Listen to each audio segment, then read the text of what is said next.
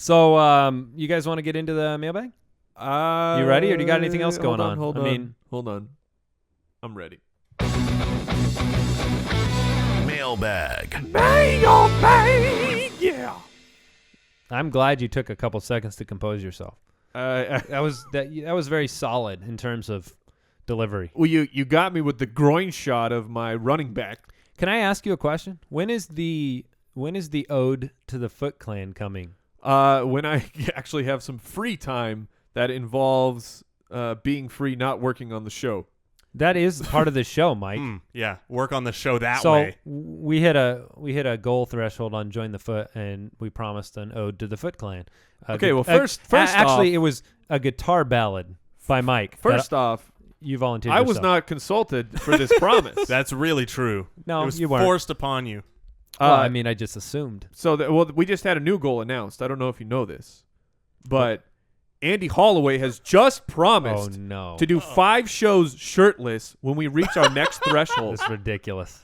You could have chosen Andy, something. you are so bold and courageous. First of all, We've been talking about the tan, and now it's coming when really. You meet, a couple things. One, you could have. That was your opportunity to pick something halfway reasonable and do it. 2, it's supposed to be a reward for people, not a punishment. Well, a punishment to one of us is kind of a reward to the listeners. All right, hey, we are in the mailbag. Let me go ahead and answer this or ask this first question. Zach in New York City. New York City. He wants to know. This is the best question. I had to start with it. The title of the email is Justin Forsett. The question is posed like this: what kind of players? What kind of players should I be targeting to get rid of Justin Forsett? Should we get rid of Justin Forsett? I mean, what kind of players do you target to get rid of him? Here's the problem with getting rid of Murray, DeMarco Murray, Forsett, Hill, is season long. Now, sure, after 3 weeks, it's very possible all those guys just completely stink the entire year. Very possible. But it's the way I see it and believe it, they're still getting snaps, especially Justin Forsett is on the field almost the entire game. He's just not producing, I think. And honestly, the matchups have been rough. I mean, Oakland shouldn't I didn't think Oakland would be, but I'm not getting rid of these guys for garbage. Justin Forsett has run at a good clip until he came up against the Bengals, who have a very good run D. So I'm not too worried. I will say this: I'm a Lamar Miller owner. Okay, I've had to struggle. I've had to live that. I've had to live that this year. And That's living the dream. Struggle through that. And here's what I've done: is I have not traded him in any league that I have him. I have benched him.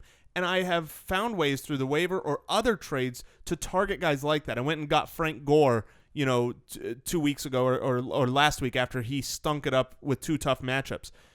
That's what you need to do, and you need to just wait until Forsett comes back, because if you're targeting getting rid of him, you're just going to get garbage in return, and then your team will be garbage instead of hopeful. And on top of that, Justin Forsett has 4 catches in every single game. That's a 64 catch pace. That's high-end catching numbers. Oh, I'm just saying, that's a high-end. That's a lot of catches for a running back.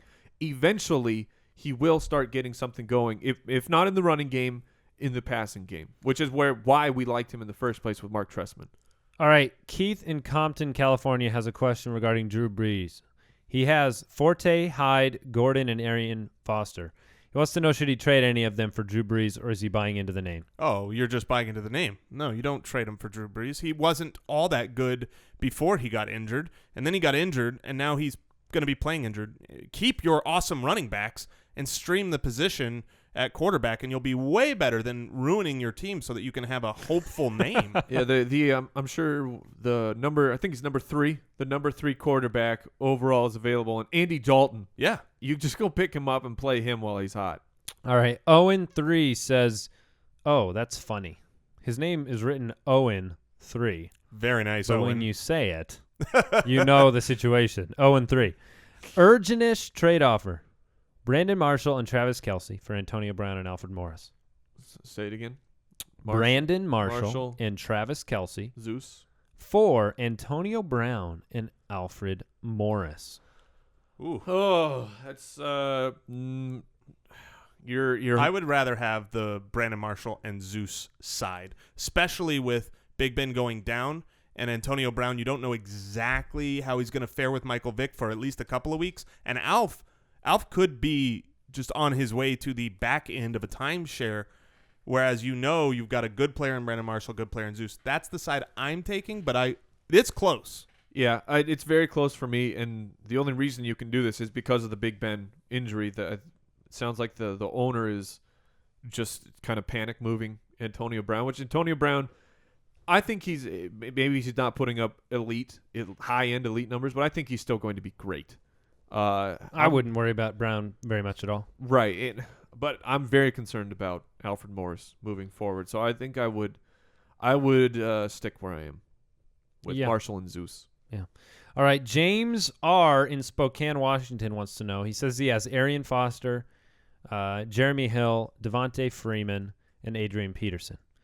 With Arian coming off the IR, he has to drop or trade one of those guys. Who would it be? Oh, trade Freeman. If you can get value after a week like what Devonta Freeman just put up, and you have to get rid of a guy, you'll actually. I mean, granted, you have to pair him with someone because the whole idea here is to open up a roster spot. But if you pair him with someone else, you're going to end up with a really nice player on your team and a roster spot now taken up by Arian Foster. So yeah, if you can, it would be Freeman. It's always nice to throw in these. He's the overall number 2 running back, or maybe number 1, depending on your scoring format. I think it would be difficult to move him. I'm not sure that you're going to sneak up on guys with tricking them into trade for Freeman. Tevin Coleman will be back eventually, but I'm not, like I said, I'm not trading Jeremy Hill for garbage. I'm not trading Adrian Peterson. Well, that's probably not in his consideration, but his consideration was Jeremy Hill. He said, should he be getting rid of him? If you can get something of comparable value, but Hill can still return season long. Well, I think he needs to, in his mind, drop someone. Do not drop Jeremy Hill. Yeah, you don't drop. If you have to drop someone, you drop Devonta Freeman. But I would much rather take Devonta Freeman and a wide receiver like a Brandon Marshall and try to trade him for an A.J. Green or, probably hard to do this week because of his last week. But, Antonio Brown. Maybe the guy is worried about Big Ben going, and you can turn a Brandon Marshall into an Antonio Brown with Devonta Freeman instead of with Zeus. Do not these are things we know. You don't tug on Superman's cape. You don't spit into the wind. And you don't drop starting running backs. Fair. Very fair. Wise words from the beard. All right. Joshua in Toronto. I have been offered Odell Beckham Jr. and Marshawn Lynch for Arian Foster and Calvin Johnson.